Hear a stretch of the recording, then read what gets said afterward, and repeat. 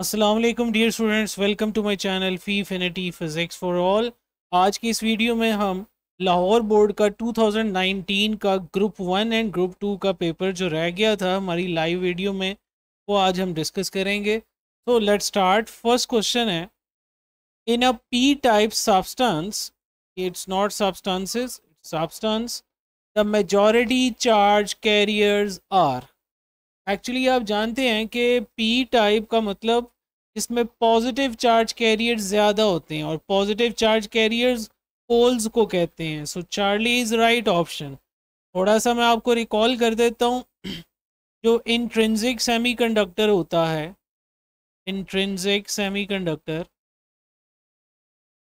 जिसे हम pure semiconductor भी कहते हैं या प्योर सिलिकॉन आप कंसिडर कर लीजिए। तो प्योर सिलिकॉन का क्रिस्टल अगर आपके पास होगा, उसमें जो थर्मल एनर्जीज़ की वजह से जो इलेक्ट्रॉन्स और होल्स पैदा हुए होंगे वो बराबर की तादाद में होंगे। यानी अगर इसके अंदर सपोज कर लीजिए मैंने 8 इलेक्ट्रॉन्स बनाए हैं, फ्री इलेक्ट्रॉन्स, तो इसमें 8 फ्री होल भी मौजूद होंगे। तो एक प्योर सिलिकॉन क्रिस्टल में, एक प्योर सिलिकॉन क्रिस्टल में जो नंबर ऑफ इलेक्ट्रॉन्स होते हैं वो नंबर ऑफ होल्स के बराबर होते हैं।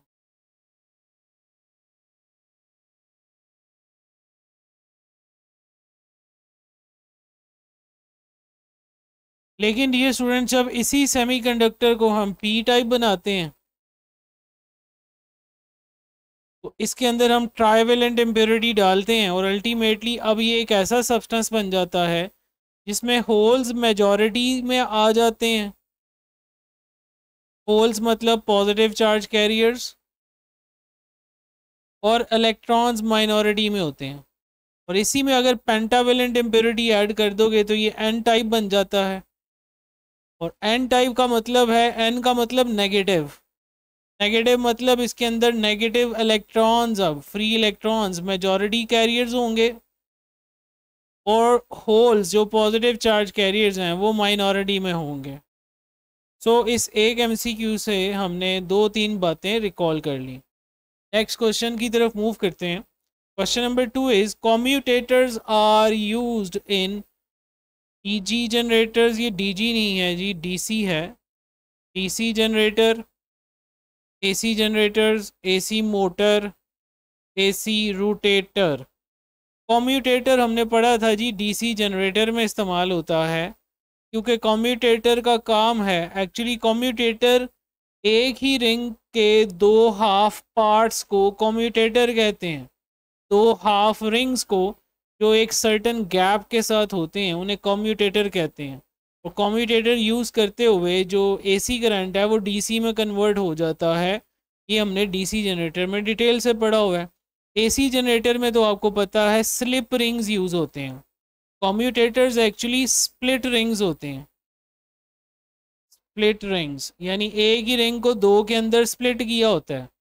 और जो एसी जनरेटर के अंदर होते हैं वो स्लिप रिंग्स होते हैं, स्लिप रिंग्स।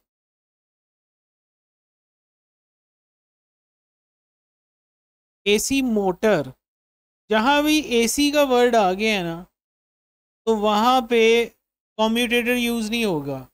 जहाँ डीसी आएगा वहाँ पे कम्यूटेटर यूज़ होगा। यानी जो डीसी मोटर होगी उसमें कम्यूटेटर होता है। जैसे आप चैप्टर 15 में डीसी मोटर का आर्टिकल देखें तो वहाँ कम्यूटेटर लगा हुआ है, लेकिन यहाँ डीसी मोटर नहीं, एसी मोटर लगी हुई है। और एसी मोटर या एसी रोटेटर एक ही बात हो गई। सो अल्फ़ा ऑप्शन ही बेटर ऑप्शन बन रहा है, बेस्ट ऑप्शन बन रहा है। सो alpha is right option, DC generators. Next is question number 3। The factor h over m naught c in Compton equation has the dimension. Dear students, Compton equation, it means Compton equation में वो बात कर रहा है Compton shift की। Compton shift क्या होता था? जब कोई high energy X ray photon टक्कर खाए किसी इलेक्ट्रॉन के साथ तो वो अपनी कुछ एनर्जी उसे ट्रांसफ़र कर देता है, जिससे जो स्कैटर्ड फोटोन निकलता है at a certain angle theta, उसकी एनर्जी कम हो जाती है, फ्रीक्वेंसी कम हो जाती है, वेवलेंथ बढ़ जाती है। और वेवलेंथ में जो चेंज आता है इसे कॉम्पटन शिफ्ट कहते हैं, which is the difference of wavelength of scattered photon and the wavelength of incident photon, and this is given by h over m naught c 1 minus cos of theta। अब इस formula में देखो ये जो term है 1 minus cos theta, इसका तो बेटे कोई यूनिट नहीं है ना, कॉस थीटा का कोई यूनिट नहीं होता, ना ही 1 का यूनिट होता है। तो फिर ये जो पूरी टर्म है इसका यूनिट वही होगा जो वेवलेंथ का यूनिट है। और वेवलेंथ का यूनिट क्या होता है? लेंथ का यूनिट होता है। Wavelength is measured in length, so length is right option. और इसी फैक्टर को आप एक और बात याद रखिएगा, इसी फैक्टर को हम कॉम्पटन वेवलेंथ भी कहते हैं। कॉम्पटन वेवलेंथ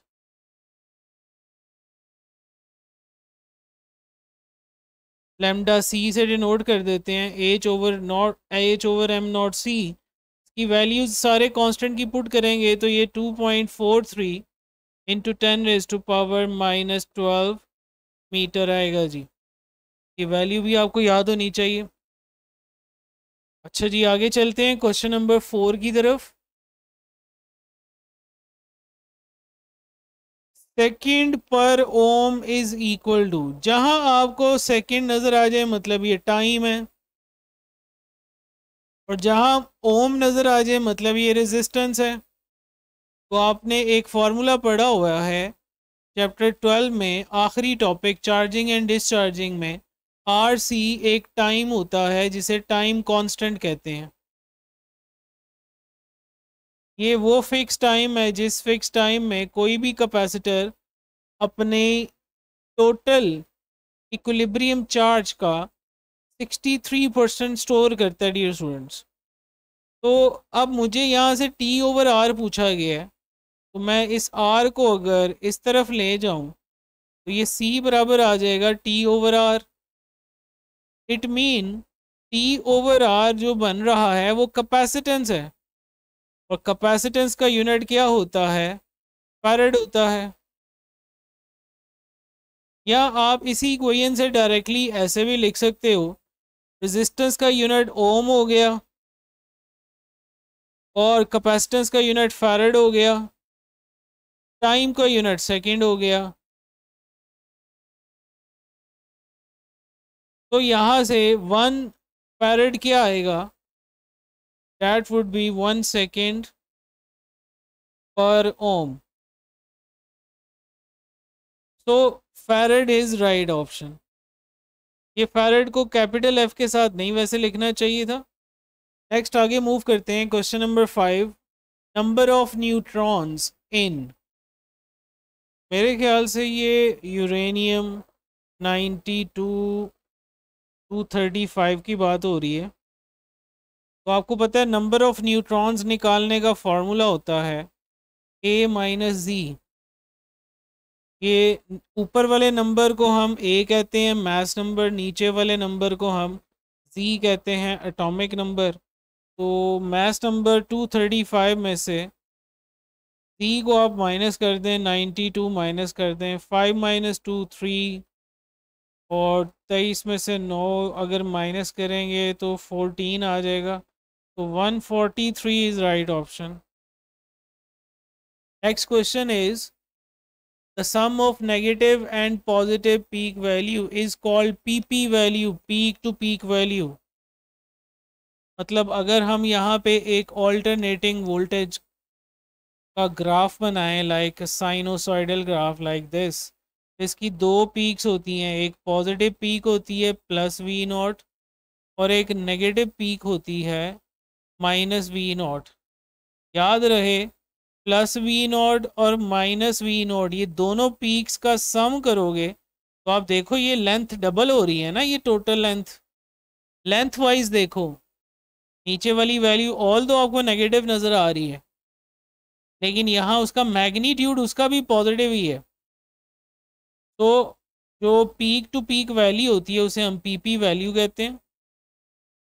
और ये वोल्टेज के केस में बराबर होती है V nought plus V nought which is 2v0. Next is question number 7. Magnetic force is simply a deflecting force. कई दफ़ा पहले बात हुई है जी, मैग्नेटिक फोर्स का फार्मूला होता है किसी भी चार्ज पार्टिकल के लिए जो मूव कर रहा हो with velocity v in a magnetic field b making an angle theta with the direction of field. अब इस फोर्स में आपको पता है कि जो ये क्रॉस प्रोडक्ट आ रहा है, ये क्रॉस प्रोडक्ट एक्चुअली बताता है कि इस फोर्स की डायरेक्शन हमेशा परपेंडिकुलर होगी या नॉर्मल होगी टू वेलोसिटी और displacement of the charge particle. That's why we know that work done by any force is given by F D cos theta. When you substitute this theta equal to 90, cos 90 is equal to 0. जब cos 90 0 है तो work done by magnetic force 0 आ जाएगा. अब work done by magnetic force 0 है तो इसका मतलब है चेंज इन काइनेटिक एनर्जी भी 0 है, क्योंकि according to work energy principle work equal change in kinetic energy. और किसी वेरिएबल का अगर चेंज 0 हो तो इसका मतलब है वो वेरिएबल खुद क्या होता है डियर स्टूडेंट्स, कांस्टेंट होता है. जब काइनेटिक एनर्जी कांस्टेंट है तो इसका मतलब है स्पीड भी कांस्टेंट है डियर स्टूडेंट्स. स्पीड मैंने जानबूझ के यहाँ लिखा है, वेलोसिटी कांस्टेंट नहीं है, ये याद रहे. वेलोसिटी वेरिएबल है क्योंकि ये फोर्स एक ही तो काम करती है, ये डायरेक्शन में चेंज लाती है, डायरेक्शन में चेंज लाती है, जिसकी वजह से पार्टिकल सर्कल में घूमना शुरू कर देता है. इसीलिए हम कहते हैं कि ये फोर्स एक्चुअली एक सेंटीपिटल फोर्स का काम कर रही है. देखें कितनी सारी बातें हैं इस एक वर्ड को समझाने के लिए. तो इट मीन्स ये एक ऐसी फोर्स है मैग्नेटिक फोर्स कि अगर मैग्नेटिक फील्ड में राइट एंगल पे या किसी भी एंगल पे चार्ज पार्टिकल एंटर हो तो ये मैग्नेटिक फोर्स सिर्फ उसके पाथ को बेंड कर सकती है, उसको ना स्पीड अप कर सकती है ना स्लो डाउन कर सकती है. इसीलिए इसको डिफ्लेक्टिंग फोर्स कहते हैं. गॉट इट बच्चों. नेक्स्ट अगले क्वेश्चन की तरफ चलते हैं जी. 8. If a charge body is moved against the electric field it will gain. Against electric field जब आप चार्ज बॉडी को मूव करते हैं इट विल गेन. जब कोई चार्ज की टाइप मेंशन ना हो बच्चों, ये देखो ना, हमें चार्ज बॉडी के बारे में यहाँ नहीं बताया गया कि इस टाइम ये चार्ज पॉजिटिव है कि चार्ज नेगेटिव है. तो उस केस में आपने हमेशा पॉजिटिव ही कंसिडर करना है अगर गिवन ना हो, क्योंकि कन्वेंशनली हमारा टेस्ट चार्ज हमेशा पॉजिटिव होता है. सपोज कीजिए हमारे पास एक यूनिफॉर्म इलेक्ट्रिक फील्ड है which is present between two equally and oppositely charge parallel plates, जिसे हम कैपेसिटर भी कहते हैं डियर स्टूडेंट्स. आप जानते हैं कि अगर ये इन्फिनिट लेंथ की प्लेट्स हों तो इनके दरमियान जो फील्ड होता है वो स्ट्रेट लाइंस में होता है which are parallel and equally spaced. ऐसे फील्ड को हम यूनिफॉर्म इलेक्ट्रिक फील्ड कहते हैं, यूनिफॉर्म इलेक्ट्रिक फील्ड. ओके, अब ज़रा खुद सोचें, यहाँ एक पॉजिटिव चार्ज मैं रखूँ अगर और इसको अलाउ करूँ तो ये किधर मूव करेगा, खुद बताइए. नेगेटिव की तरफ मूव करेगा ना खुद ही. तो इट मीन्स ये नीचे गिरेगा, एज अ रिजल्ट नीचे आते हुए ये काइनेटिक एनर्जी गेन करेगा. ओके, लेकिन अब ये पॉजिटिव चार्ज नीचे आ चुका है नेगेटिव प्लेट पे. अब अगर आपने इसकी ऑपोजिट डायरेक्शन में फील्ड के अगेंस्ट मूव करना है, इस वाले पार्ट को हम ग्रीन से शो करते हैं, इस टाइम हम ये अगेंस्ट मूव कर रहे हैं डियर स्टूडेंट्स उसी पॉजिटिव चार्ज को. तो क्या इस टाइम ये चार्ज खुद ही मूव करेगा कि हमें काम करना पड़ेगा? हमें काम करना पड़ेगा. तो जो काम हमें रिक्वायर्ड होगा इसको लिफ्ट करने में अगेंस्ट द इलेक्ट्रिक फील्ड, वही इसमें स्टोर होगा इन the form of potential energy. इसकी पोटेंशियल एनर्जी बढ़ेगी। Got it? ये तो हो गया इसका डेप्थ का कॉन्सेप्ट। लेकिन अब मैं आइए आपको एक शॉर्टकट ट्रिक बता देता हूँ। इन केस कल को कभी कोई नेगेटिव चार्ज स्पेसिफाई उसने कर दिया, तब इसका आंसर क्या होगा? आपने ये देखना है कि अगर आपका पॉजिटिव चार्ज के लिए बात लिख रहा हूँ, अगेंस्ट फील्ड मूव करेगा, अगेंस्ट इलेक्ट्रिक फील्ड, तो पोटेंशियल एनर्जी बढ़ेगी, काइनेटिक एनर्जी कम होगी। और अगर ये in the direction of field move करेगा,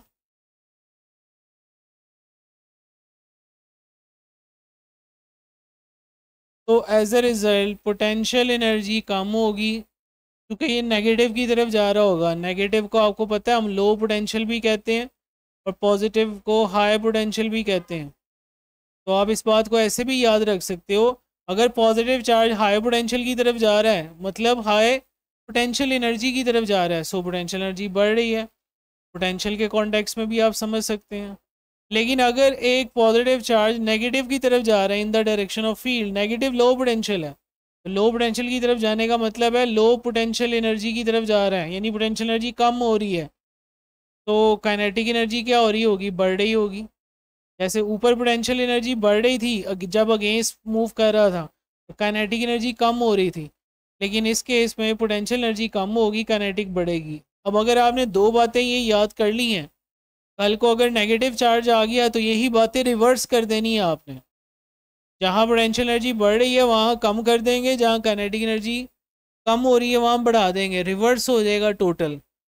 तो एक चीज़ का एग्जैक्टली ऑपोजिट एग्जिस्ट करता हो तो दोनों को नहीं याद करते, किसी एक को याद करते हैं, दूसरा उसका एग्जैक्टली ऑपोजिट होता है।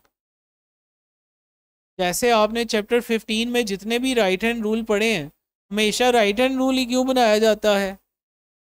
क्योंकि राइट हैंड रूल से जो भी डायरेक्शन निकलती है वो पॉजिटिव चार्जेस के लिए निकलती है, कन्वेंशनल करंट के लिए निकलती है। ये वजह है इसमें। नेक्स्ट है क्वेश्चन नंबर 9।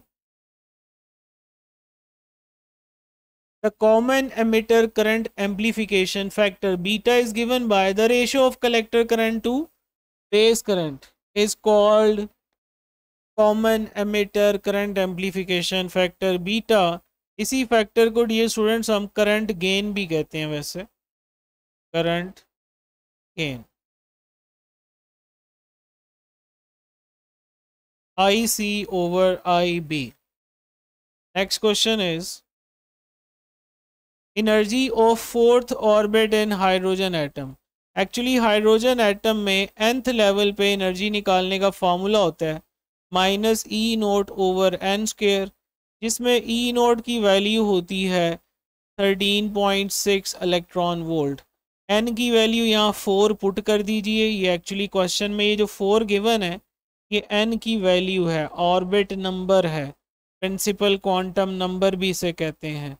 तो यहाँ 4 का स्क्वायर 16 आ जाएगा। तो -13.6 को अगर आप 16 पे डिवाइड करेंगे तो जवाब 1 से छोटा ही आएगा, और 1 से छोटा जवाब 1 ही है ऑप्शंस में। तो -0.85 electron volt, delta is right option. Next question is 11। Resistance in choke is very small, zero, infinite.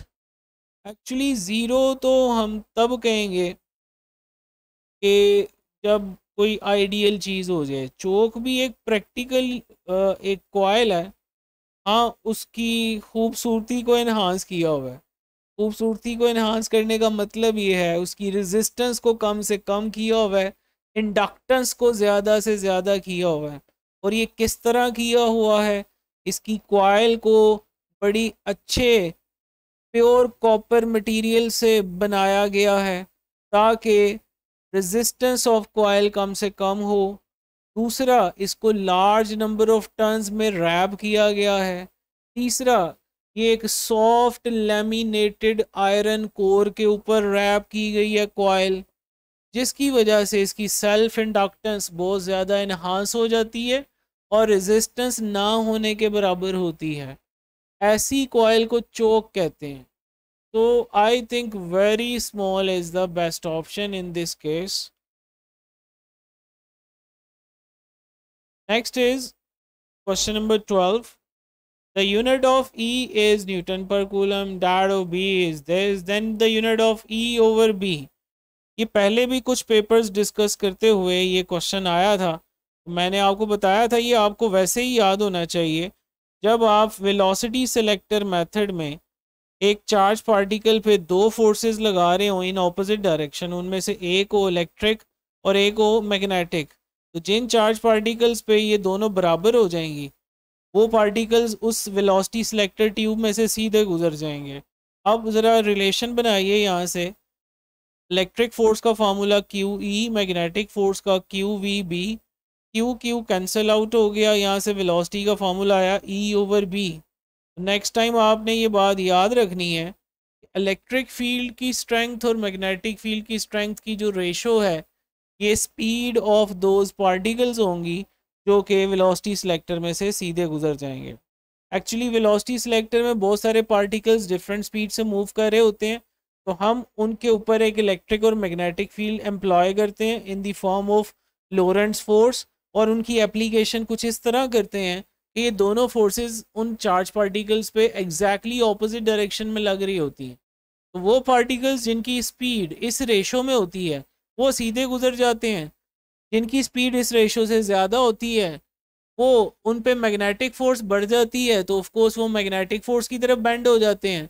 जिनकी स्पीड इस रेशो से कम होती है उनकी मैग्नेटिक फोर्स कम हो जाती है, इलेक्ट्रिक डोमिनेट कर जाती है, वो इलेक्ट्रिक फोर्स की तरफ बेंड कर जाते हैं।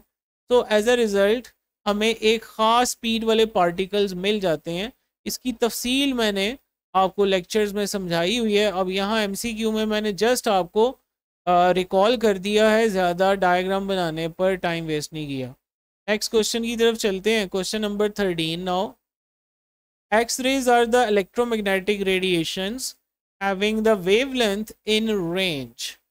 X-rays का रेंज आपको पता है 10⁻⁻10 मीटर होता है, बड़ा मशहूर ये क्वेश्चन है। इसी को 1 एंगस्ट्रॉम भी कहते हैं, इसी को 0.1 नैनोमीटर भी कहते हैं। हो सकता है कल को वो इस तरह ऑप्शन पूछ ले, तो ये भी आपको याद होने चाहिए। नेक्स्ट क्वेश्चन है क्वेश्चन नंबर 14.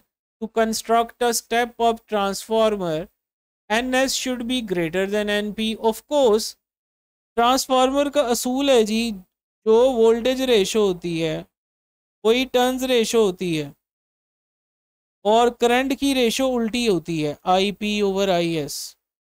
यानी अगर आप ट्रांसफार्मर में नंबर ऑफ टर्न सेकेंडरी पे ज़्यादा कर लोगे तो सेकेंडरी का वोल्टेज भी ज़्यादा हो जाएगा, लेकिन सेकेंडरी का करंट कम हो जाएगा। डियर स्टूडेंट्स, ये तीन बातें याद रखनी है।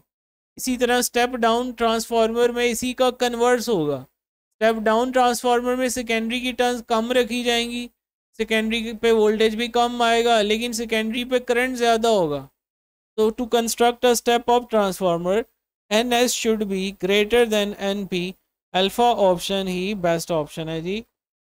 नेक्स्ट आगे चलते हैं जी, question number 15. When a wire of resistance R is cut into two equal parts, the resistance of each wire is.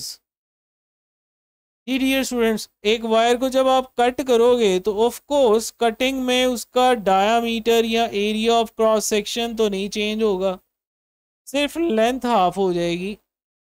Suppose कीजिए ये आपके पास एक वायर है जिसकी लेंथ L है, इसका area of cross section A है, और इस वायर की रेजिस्टेंस का फार्मूला आप जानते हो, ρL/A होता है। अब मैं इस वायर को सेंटर से कट कर रहा हूँ, दो बराबर हिस्सों में कट करने के बाद मेरे पास दो बराबर डायामीटर बराबर एरिया के दो पीस आएंगे लाइक दिस।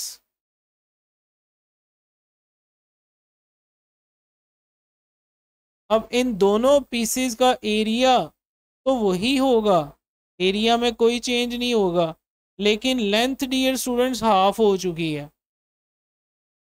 तो इस फॉर्मूला के मुताबिक चूंकि कटिंग के बाद एरिया चेंज नहीं हुआ तो मैंने एरिया पे सर्कल लगा लिया, ये चेंज नहीं हो रहा, अब इसको कंसिडर नहीं करेंगे। रेजिस्टिविटी वैल्यू कांस्टेंट है, ये तो तब चेंज होती है जब मटेरियल चेंज हो या टेम्परेचर चेंज हो।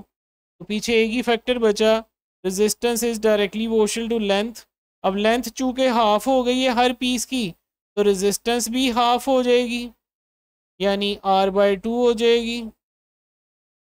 So answer is half beta. Next question is the gain of non-inverting amplifier is। Actually जब ऑप-एम्प हम पढ़ते हैं, ऑपरेशनल एम्पलीफायर, इसको जब आप एज नॉन इन्वर्टिंग यूज़ करते हैं, इसकी गेन की डेरिवेशन हमने की हुई है विच इज़ 1 + R2/R1। और जब इसे एज इन्वर्टिंग यूज़ करते हैं, एज इन्वर्टिंग एम्पलीफायर, तब इसकी गेन का फार्मूला -R2/R1 होता है।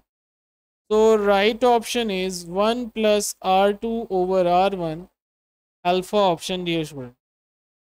Next last question of this paper is 17 the energy of photon is given by half mv² v0 e m0 c² hf। किसी भी फोटोन की एनर्जी डियर स्टूडेंट, आपको पता है मैक्स प्लांक ने कहा था कोई भी लाइट जो है, light any kind of light, it consist of small bundles or packets of energy, small bundles or packets of energy, and these bundles are indivisible bundles. हर बंडल की जो एनर्जी होगी, that energy is directly proportional to frequency of that bundle or that packet or that quanta or that photon। फिर यहाँ हम proportionality constant put करते हैं जिसे हम प्लैंक्स कांस्टेंट कहते हैं। This is very famous equation for energy of photon in terms of frequency. इसी को अगर वेवलेंथ की टर्म्स में लिखा हो तो उसका फार्मूला hc/λ होता है डियर स्टूडेंट्स।